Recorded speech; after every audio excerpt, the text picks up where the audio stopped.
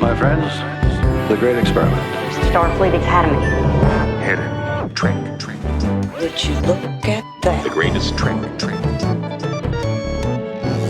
you people, you're all astronauts on some kind of Star Trek. The greatest trick.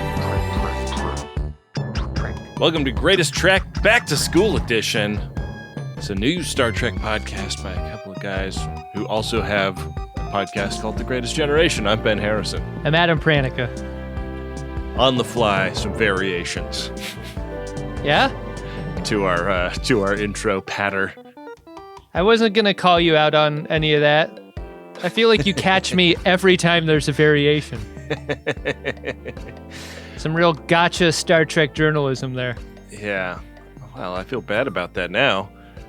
Ooh, what do you got there? A little frothy coffee?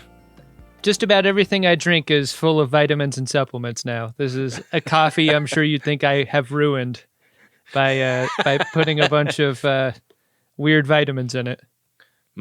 Does it taste vitamin-y? Not at all. The thing I specifically put in my coffee lately is something to knock down some of the less savory caffeine side effects that you get.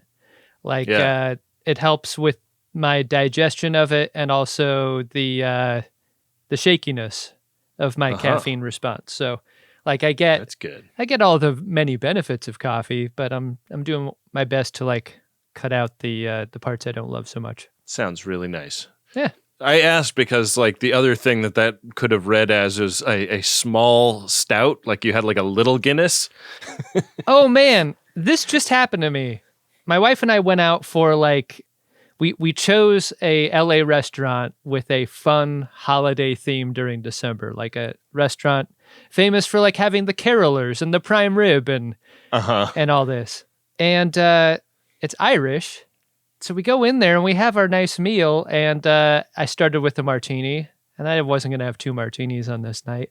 And on the menu, they had a Guinness, and I was like, I haven't had Guinness since college.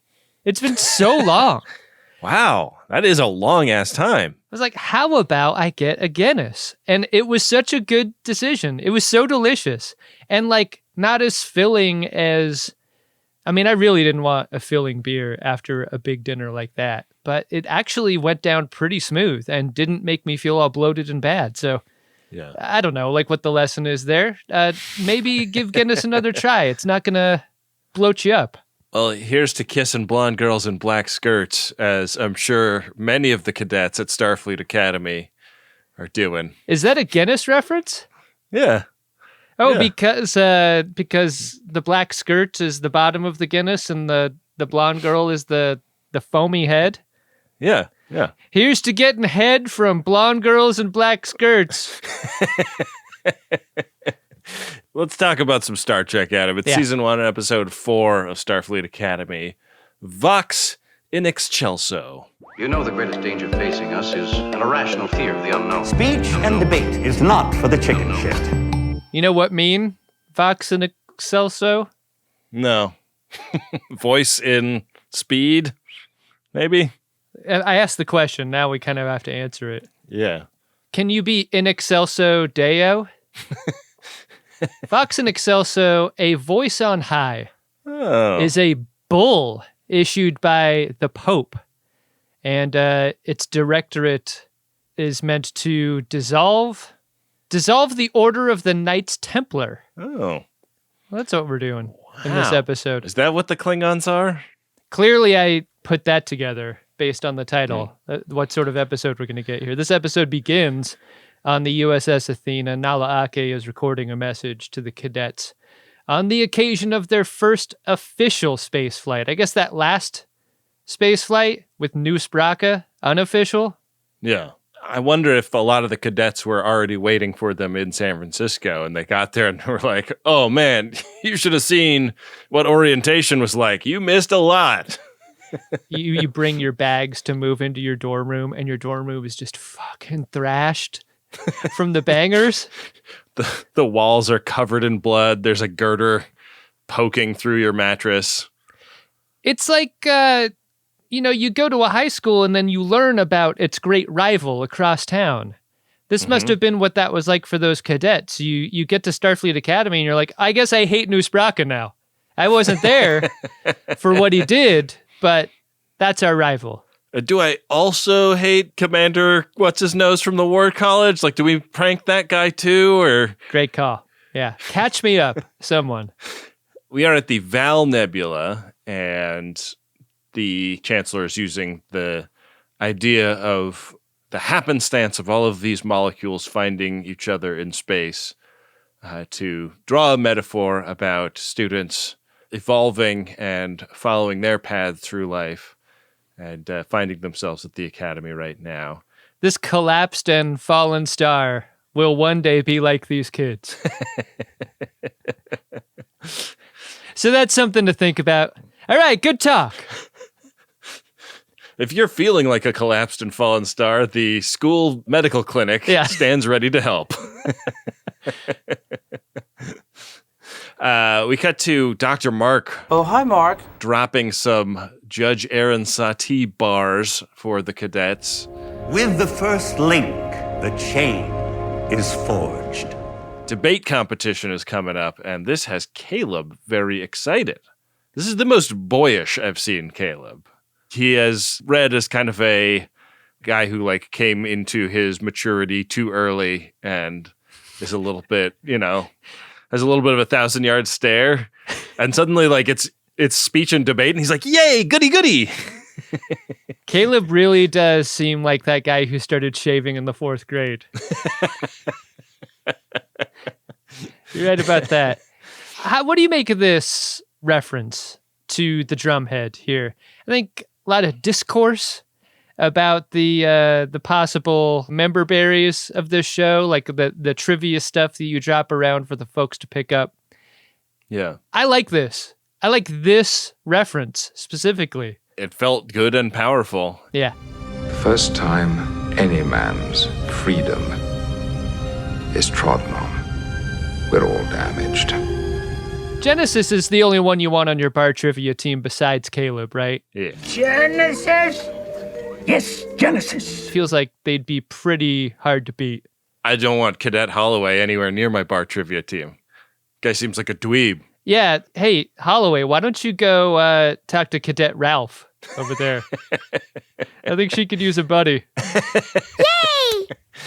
Jaden, kind of the opposite reaction to what Caleb has, which is stress and self-consciousness. He clearly has the fear of public speaking.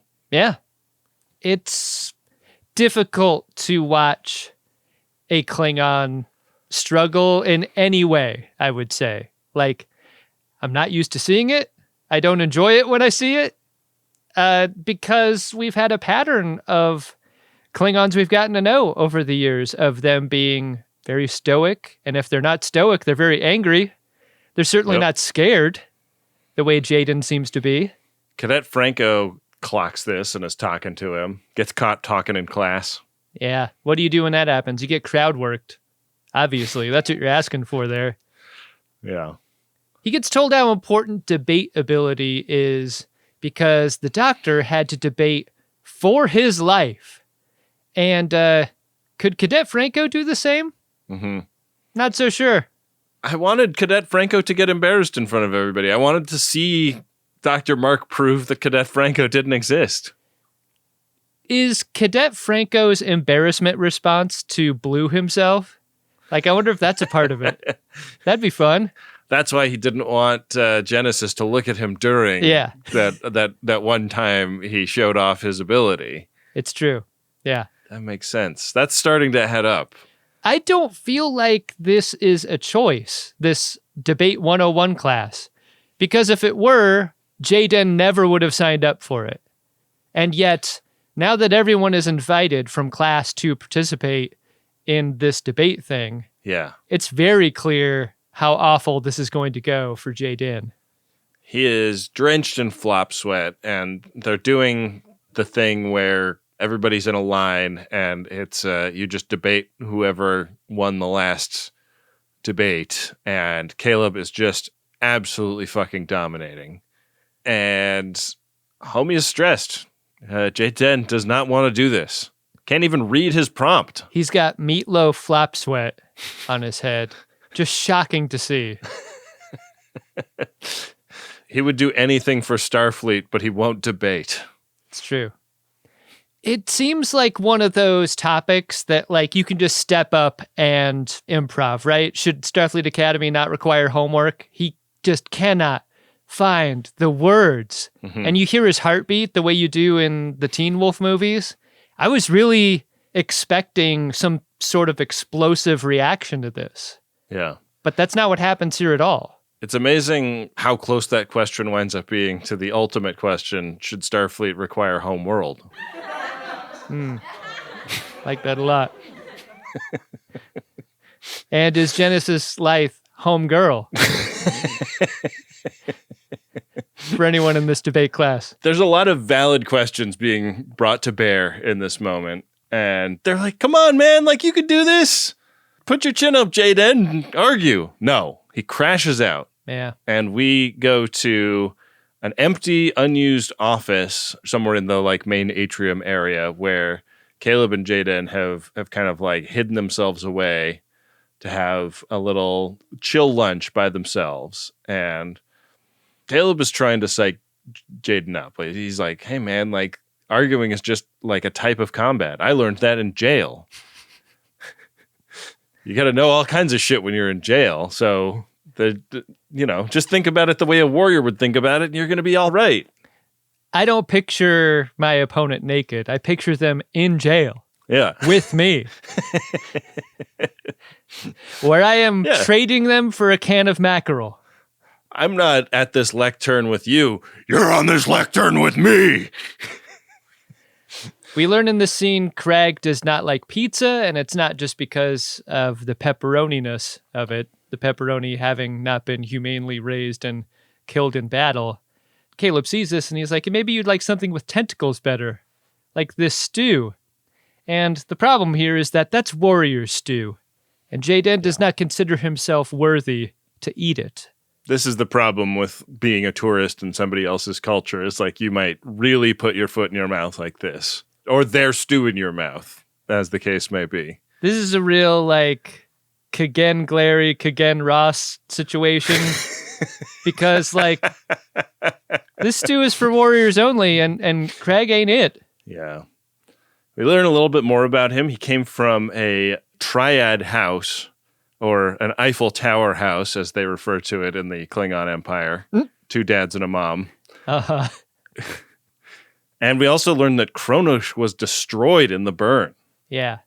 Yeah, we know that because what the burn did, actually, was cook everything that had dilithium in or on it. And we know that many planets in the Klingon Empire, including Kronos, did a lot of mining business having to do with dilithium. They sure did. They don't finish their conversation because Jaden is summoned to the Chancellor's office where Laura Thok and Chancellor Ake are waiting for him with some pretty bad news. Yeah, so there was a transport ship and, on board were 8 houses of Klingon folks. And whoopsie doodle, some sort of mechanical error happened and this ship exploded. So RSVP your entire family and house, probably, is the news here. And it really does sound like the Klingons have sort of become the alien trash of the galaxy, where they are in the wind and they're all over the place, and they're all headed to various refugee things. And if all hands were lost, as it is sort of sounding like they may have been, this represents a pretty significant chunk of all Klingons have been wiped out from this ship exploding. Yeah. It's a concept so familiar, there's actually a line of dialogue we can use as a bit of FX here. Klingons would become the alien trash of the galaxy. Yeah, it sucks. So he starts to think about his family, and I mean, what he's not going to do is take a break or see a counselor. Fuck that. He's going back to class. Yeah. And after that 10-minute cold open, we're going into the theme. The greatest trick. After the theme, we are in a memory, a flashback, if you will. This is set on Crioche Prime, and this is Juarez, Mexico, in autumn. It does. They did put the Mexico filter on the front of the camera lens. And the Sicario score starts playing, and all of a sudden I just get tense. Very tensed up here. I'm getting a boner. So, yeah, Jaden and his brother are supposed to be learning to hunt. This is kind of like a rite of passage camping trip by the two dads and the mom and the two Kraag boys. There seems to be like a dad that has dialogue and a dad that doesn't. Like, if you've got a mom and two dads, your mom does DVDA, doesn't she? If you're a Klingon and your mom has two husbands, yes. Wow. Yeah. And one of those dads stays quiet the entire time because don't ruin this for him. Yeah. He needs to concentrate.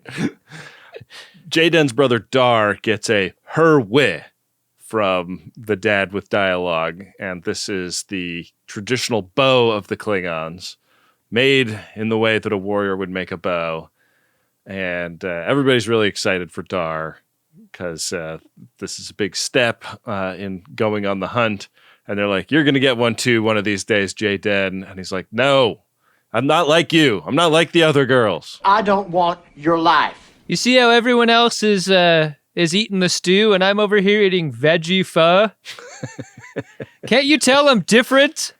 Dar saw Jaden's heart in a way that their parents couldn't, and saw that Jaden was destined for things other than the obligations of a member of the warrior caste. And so he went into town, got a Starfleet transmitter, and gifts it to Jaden. And they're talking about how, like, this is really like a no-no in their culture. Like, you don't accept technology from another culture, especially Starfleet. But Dar's like, hey, man, like, Starfleet might be the path for you. It's, healers and explorers go there. I think you'd really like it. Oh, no, Ben. This Starfleet transmitter is basically just a spam message about Starfleet Academy. Scream patak to unsubscribe. This is how they recruit? They just shoot a bunch of these into space and see what happens? That's sort of what I'm picturing. I mean, like, they are promising that you can get your certificate to work in a doctor's world in as little as 90 days. You open up the trifold brochure, and if you can draw the pirate with the with the comm badge on it perfectly, you might be a candidate for Starfleet Academy. Jaden walks into a classroom, and they like scramble to turn off CNN because the news is just wall-to-wall coverage of the collapse of the Klingon people. This is like Kapit K. going to class on September 12th. This is the react that we have here. Because everyone like rallies around him. They're like, oh, buddy, sorry. But all this attention does not make Jaden feel better at all. No. He just wants everybody to treat him normal, and he wants to do class like normal. And so class starts, and Dr. Mark is like, all right, well, we got this big debate event coming up this week, and here are the rules. But we got to pick a topic. Like, what is the central theme of the debate event going to be? What would be the very most difficult debate topic for Jaden, do you think? Because that's what they settle on. Is the Klingon diaspora good? I think is what I thought it was in this moment. Yeah. Good or bad? Discuss. And it's decided pretty much right then and there. Not a bunch of argument about this. Not a lot of debate about what the debate topic should be. I mean, most of the pushback is coming from Dr. Mark, who's like, yikes, like way too hot of a potato, given that we have one Klingon student. But Jaden is like, no, I mean, this is what's going on right now. Let's not avoid reality. That doesn't make it go away. The chaos student is like, do hollows deserve to live or die? Doctor and Sam are like, what? No, I'd much rather do the Klingon diaspora. And so it is. Dr. Mark admonishes them to prep their asses off because You're not going to show up spouting off your crazy conspiracy theories like that one guy and get good marks. Right. We cut over to a meeting between the Admiral who can make eating shit look classy. It's pretty good for shit. And Nala Ake. And they're talking about a planet that has been discovered within the bounds of the Federation that is kind of a perfect one-to-one copy of Kronos. And we could give this to the Klingons. It's called Fawn Alpha. Ben, I've been playing a lot of No Man's Sky lately. It's the game I call my space farming. What type of planet do you think this is? Is this arid planet? It's certainly not Paradise Planet. No, they describe it as having geothermal stuff. Yeah. And a lot of volcanics. Mm-hmm. Yeah, and like later in the episode, Nala Ake says the Klingons are the only species she can think of that would want to, that would want this piece of shit. Pretty great, right? Yeah. But Klingons would rather die than accept the charity of Starfleet. That's just not their way. Unless there's someone familiar over there on their side that they could possibly negotiate with. A certain Obel Woodchuck, 100-year-old Klingon warlord. And this is a guy that Nala Ake actually knows from way back. Like, she knows him in the biblical sense. Like, they definitely fucked, right? Yeah, like the Admiral read about this in her file, which is like, Jesus, the HR records of the Federation are really something else. I've been reading them for the last 7 years. Longer than War and Peace and so much more. Dramatic? Insane. The plot twists. Yeah. You got to keep something for yourself, Nala Ake. Yeah. Right? Anyways, they agree that he may be the one person in the Empire who could see the benefit of accepting this planet as a new homeworld. It is agreed that she will have a secret tryst with him to pitch the idea. It's got to be a secret because if this ever got out, so much dishonor would go flying everywhere that there would just be no hope of this planet ever going to their side. It would be like an expanding wave of dishonor that would crash through ships. And you try to turn into the wake and it wouldn't help.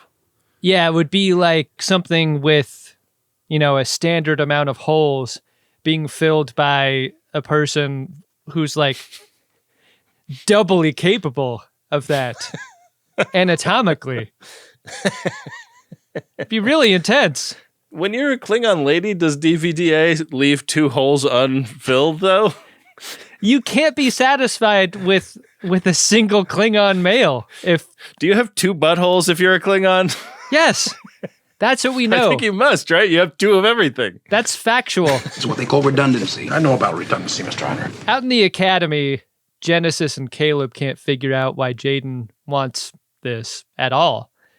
When speak of the sad devil, they bump right into him, and Caleb's going to go ahead and argue in favor of Klingon asylum within the Federation. And hey, why don't you join my debate team? We can be on that side together. Jaden, not only does he not want to be on a team of any kind, he doesn't want to argue that side of the debate. He is anti the idea of the Klingons accepting any kind of help from Starfleet, and this leaves Caleb and Genesis' jaws on the floor. Is that the possessive of Genesis? I like it. And he goes to his gazing window so that he can have another flashback. This time, it's of the day where his brother got stabbed with a poisoned dagger at the trading post he'd been going to, getting Starfleet trinkets for his brother.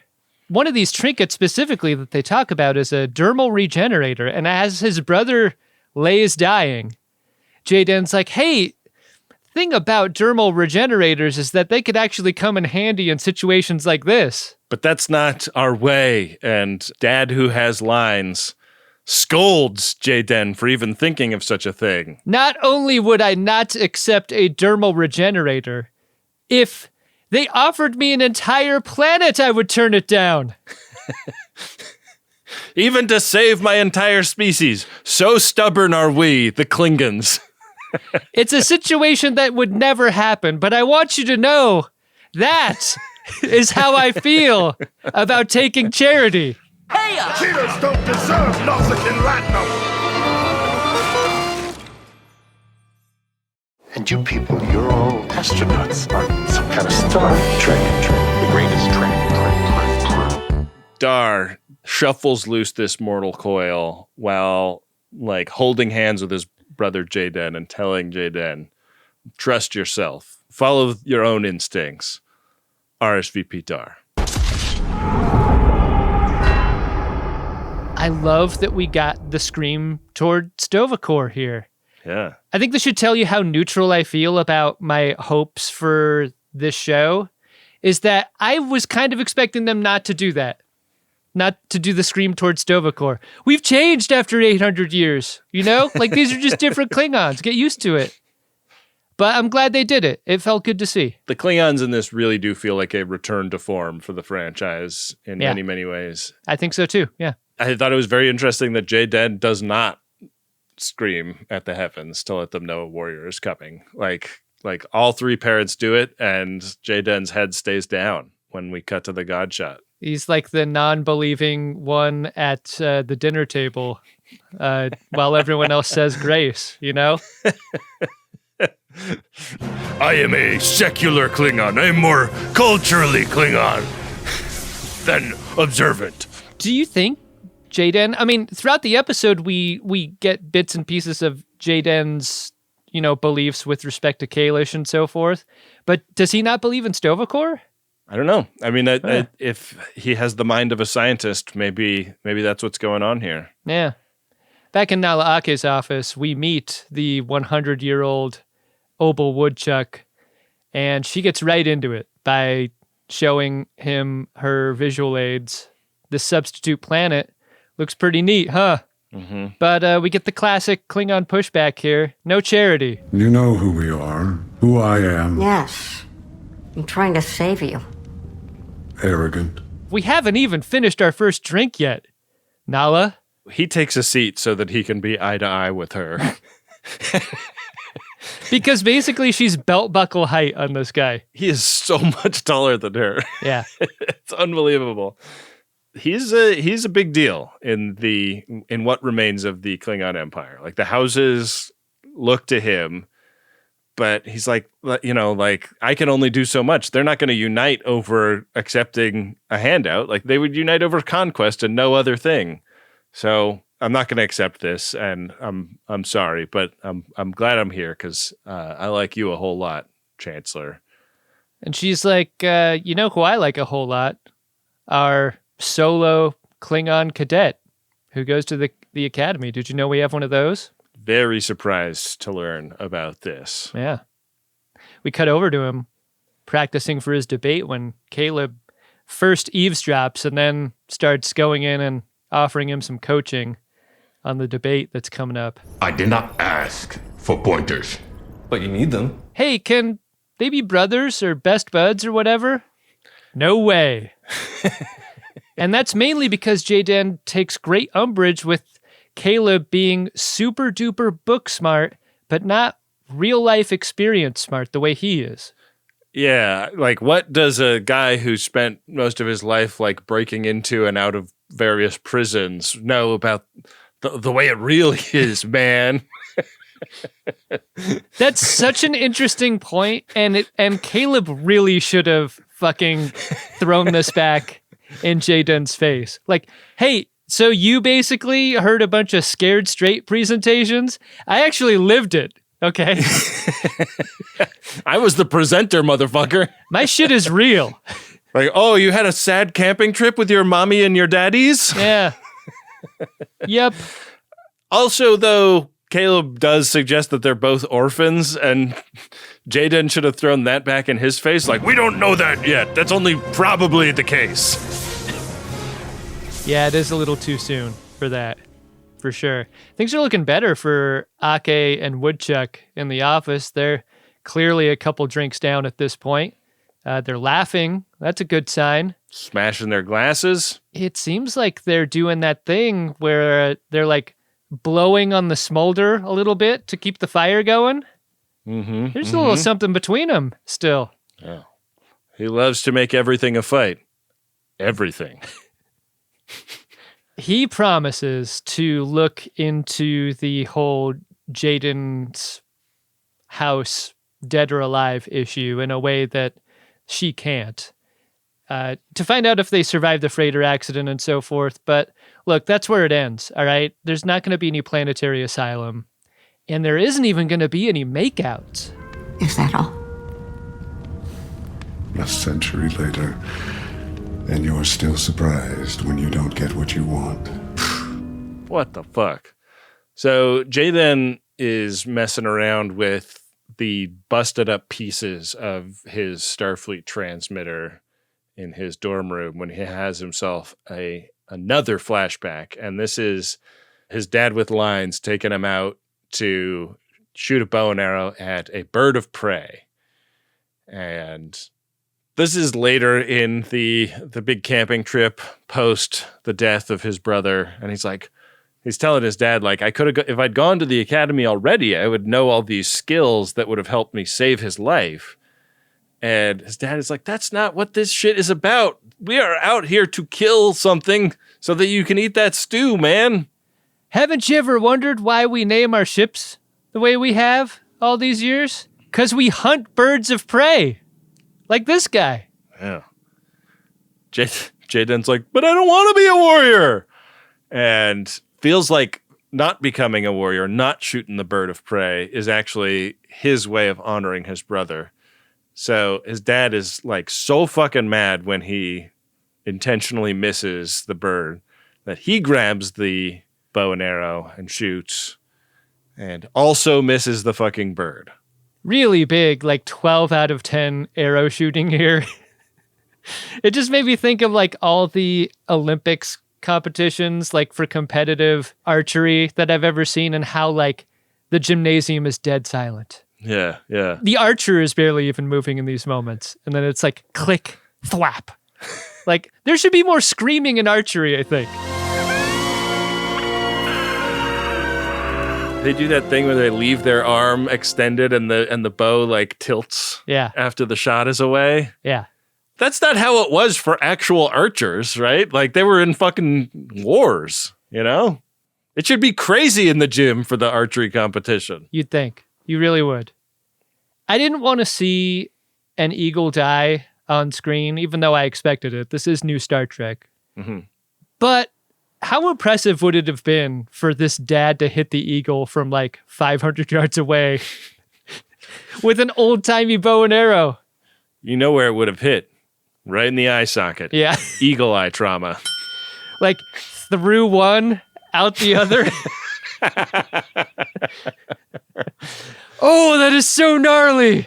So Daddy stamps off in a huff and the transmitter gets smashed down a cliff and Jaden climbs down and gets the pieces. And we're back in his room where he gets a surprising visit from Cadet Franco. I feel like I had this exact conversation in college when this came out. Hey, dude, did you see Fight Club yet? Because I want you to hit me in the face. I want you to hit me as hard as you can. I am not hitting you. It would be like squashing an insect. Did you see the end of the movie? Ian's like, no, I haven't seen it, man. And no one will shut up about it. The issue Cadet Franco is having is that Caleb is back in their dorm room being totally pissy. And I guess he thinks that like going back with a punched in face will change the way Caleb is acting. I couldn't quite figure out the math of Cadet Franco's strategy here. What this turns into is him teaching a Kionian battle breathing technique to his buddy. Jaden takes to this really quickly, and it turns into this like very surprisingly intimate moment between them where they're like standing really, really close together and breathing in unison and chanting in unison. And then Jaden starts practicing his argument. And that's when the spell kind of breaks. And he's like, no, I fucking suck at this. And this isn't helping, actually. My wife is fairly obsessed with Heated Rivalry. It's basically the only thing on TV anymore that she watches. And with regard to the composition of this moment, and that their faces are so close and their pelvises are touching. Yeah. This is fairly transparently coded homosexual tension here, is it not? It does feel like that. Or is it just that Heated Rivalry is playing at all hours in my house? Plant your feet. Come here. No, you come here. No, you come here. No, you come here. Trust me. I don't think you're wrong, because it really comes out of nowhere. Like, I haven't seen Jaden and Caleb interact aside from their, like, fuck you, no fuck you in the first episode. Could Cadet Franco even be happy if he wasn't bluing himself? How many holes does he have down there? I don't know. A lot of unanswered questions when it comes to Cadet Franco. Yeah. The greatest trek is yet to come. It's debate day next, and the doctor kicks things off with a reminder of what we're debating today in a very modern television, not just modern Star Trek, but just a recapitulation of where we're at in the episode and what the rules are for the debate. And Chancellor Ake is sitting next to Laura Thak, looking a little, like when you're really hungover, there is no amount of water or ironing or makeup or whatever to cover up the fact that you've got that ice pick headache and and you're dehydrated and you're just not feeling 100. You feel like you battled a Klingon warlord all night. I take it things went badly with Obel Wochok. Yep. What would happen if Lurathak is sitting in the bleachers, like drinking a thermos of coffee and Ketracel white creamer? Like, what would happen if a human or any other species consumed Ketracel? Like, would it fix her up, I wonder? I was expecting that counterpoint to things. Like, for Lurathak to be like, oh, you feeling bad, huh? I got something for that. Ancient Jem'Hadar's secret, you know? I got that ice cream, that candy, that girl, that white. As it stands, Chancellor Ake is hung like a horse, and the debates kick off. Genesis debates Cadet Franco. This is the first debate, and Franco walks away with it handily. Yeah. This is a real, All Valley Karate Championship style montage here where we see debate rounds pop off between competitors. I am dying to know what your opinion is of Sam, the hologram lady, mispronouncing Kittimer. She calls it the Katomer Accords, and it's like a real aha, but you didn't remember the Katomer, and I'm wondering if that is so far in the past that nobody really remembers how to pronounce it. I need people to know this. Just because you mispronounce a thing does not make you dumb. Yeah, Sam has only ever read it on a page, hasn't heard somebody say it out loud. There can be all sorts of reasons for mispronunciation, right? I think so. It shouldn't change how people feel about your level of intelligence. I hope we get to ask somebody this, because I want to know, was that something that was decided in the script or was it decided on set? It feels intentional, right? Sure, because by having her do this, you're suggesting a book smart versus real life smart division in the way that we experienced in conversation earlier in the episode. Yeah. Or also the idea of a holo being special in some way. Like, I guess I would have expected someone of her natural abilities, her like natural holo abilities, to be more intelligent than a solid. Right. Yeah.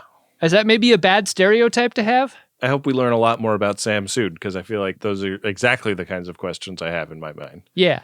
I mean, what we know for sure is that the Doctor is a holo in the way that is like projected, but Sam is a holo as a species, not like that, you know? Yeah. Yeah. They put Jaden against Caleb, which I feel like is really unfair to like put the last, like the one seed against the Yeah. The 20 seat or whatever. Yeah, this doesn't end well most of the time. Caleb argues that the Federation needs to provide asylum for the Klingons, and he is making this argument in a way that we can't really hear because we are in Jaden's head, stressing the fuck out and hearing the pitter-pat of his pair of hearts. You get penalized when you get personal during a debate, and we've seen this happen a couple of times. But between Jaden and Caleb, these penalties start to come fast and furious once Jaden snaps out of it and starts holding his own against Caleb. And it becomes so personal that both debaters like step out from their lecterns and like turn toward each other and get closer and closer in a way that's gotta make Cadet Franco feel uncomfortable. Yeah. Hey, get away from him. Yeah. I saw him first. The argument they're debating is like the difference between surviving and surviving with self-determination. Right. Like, can the Federation be the Federation if it makes the Klingons not the Klingons? Right. And this is a very heated and personal feeling argument for them. And it gets so personal that Dr. Mark just kicks them both out. And Jaden is back in his dorm room when Laura Thok comes to sit down with him and do something that she's felt like she needed to do for a long time, which is be a Klingon elder for him. He tells her the story of his family leaving him after his father missed that kill shot on the bird of prey. His dad was so pissed he missed. Laura Thok interprets this moment differently from how Jaden did. Like, she hears this and she's like, well, yeah, I mean, to you, I can understand the very hurt feelings of like watching a ship full of your family leave you behind after blowing this kill shot for your dad. But I got to tell you, like, you could reframe this a little bit. The way I'm seeing it is that like, and then like she reaches into her pocket and like hands him a greeting card that says, if you love something, let it go, set it free.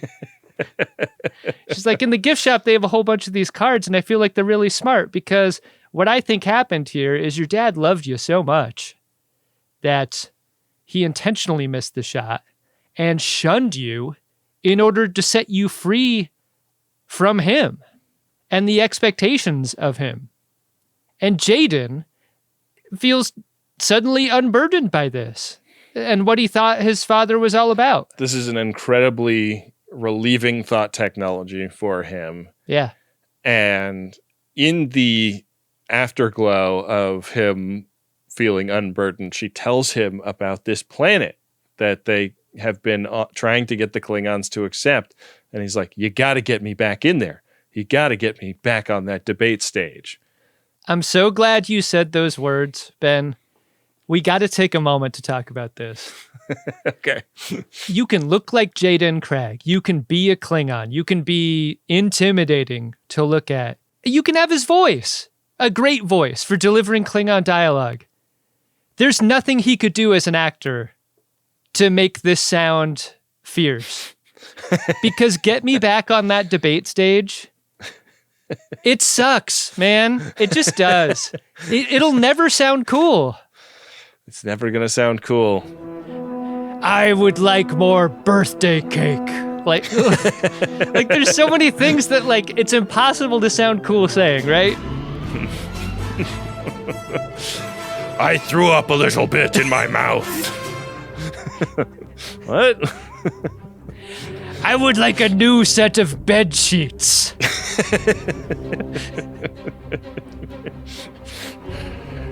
I will take 2 lumps of sugar in my tea. I got goose shit caught in the lugs of my boot out in the quad. But now he is back and he's at the lectern by himself. He makes an impassioned speech that everybody has been thinking about. How do you solve this problem of what's happening to the Klingons in Federation terms? And you need to be thinking about it in Klingon terms. And our language is battle. That's how we honor each other. And you got to learn to hear that for what it is. I got to believe that this was a specific choice that maybe they debated on set. There's an empty podium next to him during this scene, a podium that before had Caleb standing behind. Yeah. And Caleb is now like standing in the wings, like giving like respect nods to Jaden. Why isn't Caleb over there? I kind of wanted that, even though it's not directly at him in any way. Yeah. It just feels like more of a debate if there's two folks up there. And I thought it took a little bit out of it. It was like Clint Eastwood yelling at the empty chair. Like I wanted someone there to take it, you know? There's a trophy in between them at the end of the episode, but it's right in between them. And it wasn't clear to me which of them reputedly won it. Like it's got to be Jaden, but like, I do feel like there's an interesting emotional arc for Caleb if he loses the debate. Sure. Like, despite it being his best subject, you know? I agree. That's not resolved. The point of Jaden's speech here, and I'm going to say speech because it's not a debate because no one else is up there, is that Klingons stop being Klingons once they're absorbed into the Federation. That's just what would happen. He kind of wishes his brother could be up there debating instead, but unfortunately it's just him, and he proposes a Klingon solution to a Klingon problem. What is that? We don't know what that is here. Where we learn about that is aboard the USS Athena. We warp away in just the saucer. Cadet Kraag gets to go on the bridge. Hey, if we want some callbacks on this show, I really think we got to go back to 1 on the theme song to Starfleet Academy. Yeah, play the whole damn thing. We got to zoom in close on that saucer separation. We get, the locking clamps, lowering. We get the whole thing. Retracting. Yeah. That would have been nice. They did not give us that. This is the shortest episode we've seen so far, episode 4. You're telling me they couldn't have spared 1 extra minute for that? I think they could have spared it. Think so, too. They hail General Woodchuck at Fun Alpha, and the Admiral is like, hey, this is our fucking planet, man. You got to leave this system and stop any Klingons coming in here from now on are going to catch these hands. What pops off here is some real wink diplomacy, right? We're going to blow you out of the stars. Wink, wink.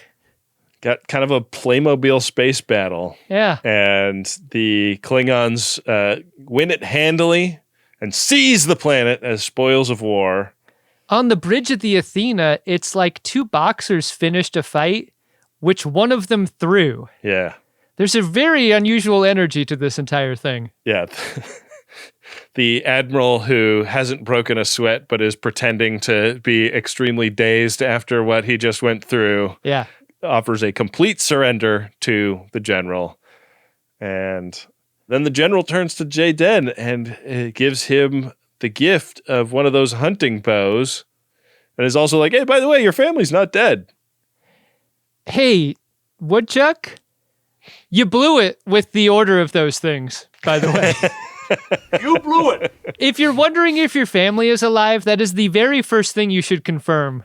Yeah. If you need to say something here. So this is the aforementioned scene where Caleb and Jaden are sitting next to each other with the debate trophy, and Jaden's having his warrior stew. Caleb has gone and fixed the transmitter with the help of Cadet Franco. And these two kind of come to a détente. They recognize each other as kind of kindred spirits. They're going to be bros from now on. I mean, what they learned is that, like, what you feel for people, the heart that you can contain your closest friends and family within, like, it's not like an overstuffed closet where it's like in one, out one when you get a new shirt or whatever. Like, you can keep putting stuff in there. There are no rules for this. Much like my mother was fond of doing. Let it in. Let it all in. My mother was a shopaholic. 2 in the front, 2 in the back. Gift receipts are without honor. Did you like this episode of Starfleet Academy? She'll always bring it home. Yeah, I did. I'm not watching these episodes looking for a reason to stop liking them. But if you were to watch this episode a couple of times, which I did, and then maybe, for example, on one of those watches, you're like, what are the haters seeing? Like, what is so bad about this that it would move someone to be a YouTube hater about it? Really hard for me to find. I'm starting to develop some real affection for the kids that we've met here. Mm-hmm. I like them and I want them to be okay. I think their conflicts are interesting and I'm learning about them through these things. Like Jaden, total mystery up until now. Like knowing a little more about him. I feel like maybe Cadet Franco is even more mysterious now than he's ever been. I don't know what that guy's deal is. Yeah. More complex the more we get to know Cadet Franco. My affection for the Klingons as a people surprised me because once it became clear that, like, as a species, they're really fucked. Like, there's nothing left, and there's nothing left for them to do, and they're sad, and they're mad about it. I was like, man, I know I talk all the time about Star Trek being a place, and it's not about a ship or a person or a crew or an alien species, but man, Star Trek without Klingons, that'd be really tough. So I'm glad they have a home again. Yeah. Found myself really feeling good about that at the conclusion. So, yeah, that's how I'm feeling about it. What about you? Yeah, I'm really enjoying the show as well. Like, I think that it feels like Discovery spent a lot of time in this time period, but was so preoccupied with like huge existential crises that we didn't actually get to know the time period that well. Yeah. And so this show has an opportunity to like reset the table in an interesting way. Like, who are the players? What are the like irascible species that we're worried about? What are the friendly species? What does anyone else want except for Michael Burnham? Like, we're getting answers here. Yeah. You're right. And I really like that about it. I feel like it is a new world to explore, which Star Trek has needed for a really long time. And I think it's pretty funny that they are doing it all through like school story. Like we had the like speech and debate team episode now. We've had the school sports episode, the prank the dean episode. I'm very curious to see how long they can keep using kind of like high school comedy tropes as their episode setups. So like that being said about the whole series, this episode in particular satisfied a question I've had since the beginning, which is like, are we going to go deep on each of these characters, or will it be a Caleb Mir show where everybody else is sort of in support of that? And I really like that we got to know this character in particular. I can't wait to get the episodes that push each one of them into the front seat, because I think that they're all interesting and cool, and I like them. I agree. This feels like a true ensemble in a way I was hoping for. Yeah. Well, you want to see if there's anything assembled in the Priority 1 inbox? Sure do. Priority 1 message from Starfleet coming in on secured channel. This one is of a promotional nature, Adam. It goes like this. We did not find that book. We found a calling. Caring for dogs. One day I asked my wife, who is an RN, what if healthy treats could replace toppers? 3 months of research later, Whitney's Wholesome Biscotti was born. A treat 7 of 9 would call satisfactory. Slow, low-heat baking preserves nutrients like antioxidants, omegas, and balanced calcium/phosphorus ratio. And the dogs? They love them. Like space junkies, their eyes glow at the sight of those pellets. So please, try some Fernandez Farm dog treats. Go to fernandezfarm.myshopify.com. This is from Brian Fernandez, who folks may remember having had a P1 a while back, in which they sent us Garrick's autograph. I just went over to fernandezfarm.myshopify.com to check out what's going on over there. Look at this. Like, you're actually seeing the ingredients get mixed. Biscotti get made. Wow. A lot of 5-star reviews over there. What would it be like to have this many 5-star reviews, Ben? That would be huge. Be amazing. You don't have to get like a giant bucket full of these things. You can. They're separated into different ounce options for you, so you can give them a try. I like it. If your dog doesn't like what you're giving it to eat, you're kind of stuck with a whole lot of whatever that thing is. Yeah. But here you can give it a try over there. Get some biscotti. See how your dog likes it. I encourage you to try it out. What could be better than giving your dog something delicious and healthy made by an FOD? Yeah, gotta do it. FernandezFarm.myshopify.com. That's FernandezFarm.myshopify.com. Ben, our second priority one message is from Aaron, and it is to you and me. Here's how that goes. I started listening in 2023 when I was severely depressed and newly disabled from mold toxicosis. Jeez. Now I'm living my best life in the Mexican desert. This pod isn't responsible for my recovery, but what my theory presupposes is it helped keep me positive during a major life transition. Thanks for this strangely wholesome dick and fart podcast. Wow, Aaron. Glad you're living your best life now. What a drag. Toxicosis sounds like they added an extra syllable to make it worse. You know, it's not toxosis, it's toxicosis. I know you noticed the pause in the reading of that P1. That's when the spreadsheet turned sepia. Yeah. At the mention of moving to the Mexican desert. Yeah. Aaron, I'm so glad you're feeling better. God, that's what it's all about. Making the big changes, getting yourself well, no matter where and how you got to do it. Good stuff. Indeed. Well, if you'd like to get a P1 on the show, and we sure hope you would like to do that, the way to do it is go to MaximumFun.org/Jumbotron and set it up today. It's $200 for a promotional message and $100 for a personal message, and it helps keep the lights on around here. Hey, Ben. What's that, Adam? Did you find yourself an Edward Larkin this episode? Yeah, I'm gonna give it to the cadet that like is so eager to stand up and say we should do it about the Klingons.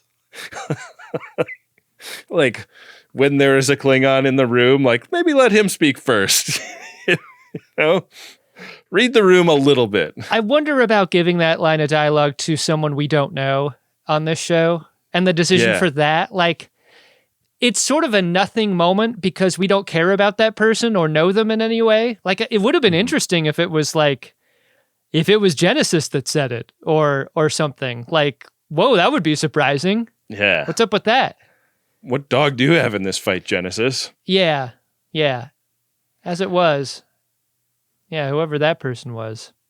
Yeah. Weird moment. Yeah. What about you? Did you have an Edward Larkin? Get me back on the debate stage.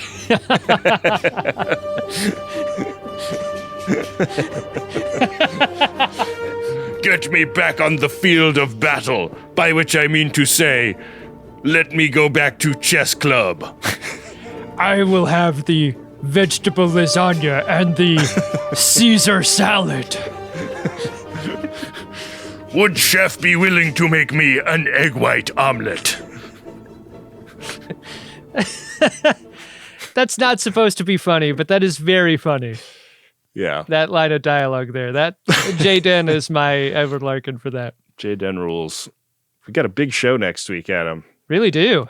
I think people are going to be pretty pumped when they hear what we got coming down the pike. You'll have to stick around for the credits for that. But before we go, we've got one last segment that we always like to do on the show, which is called Warning Bois.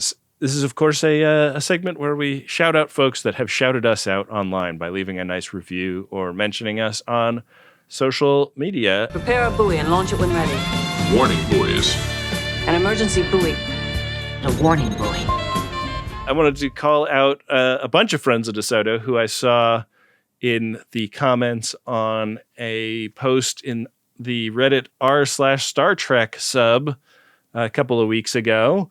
Somebody asked for recommendations of the best Trek podcast. Number one comment from Blood and Sunshine: Greatest Generation and Greatest Trek, always excellent. And a bunch of fun comments underneath that. Some people commented that these are some of their favorite men's health podcasts.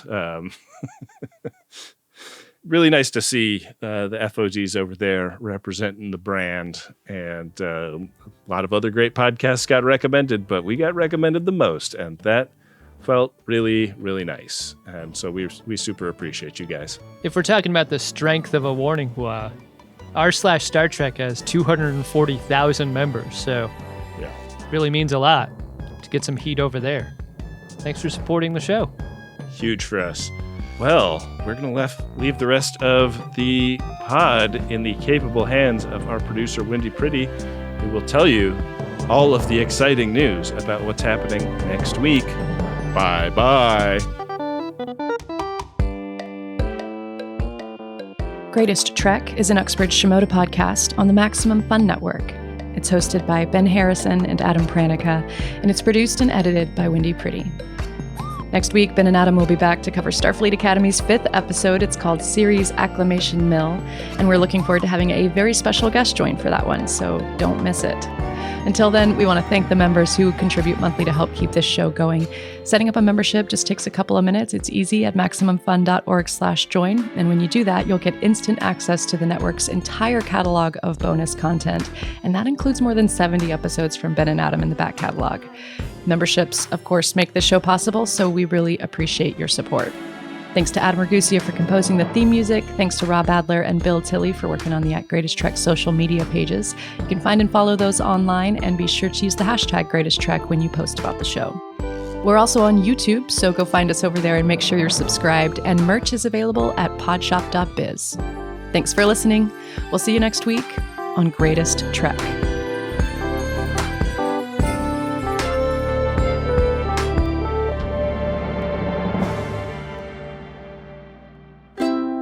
Maximum Fun, a worker-owned network of artist-owned shows, supported directly by you.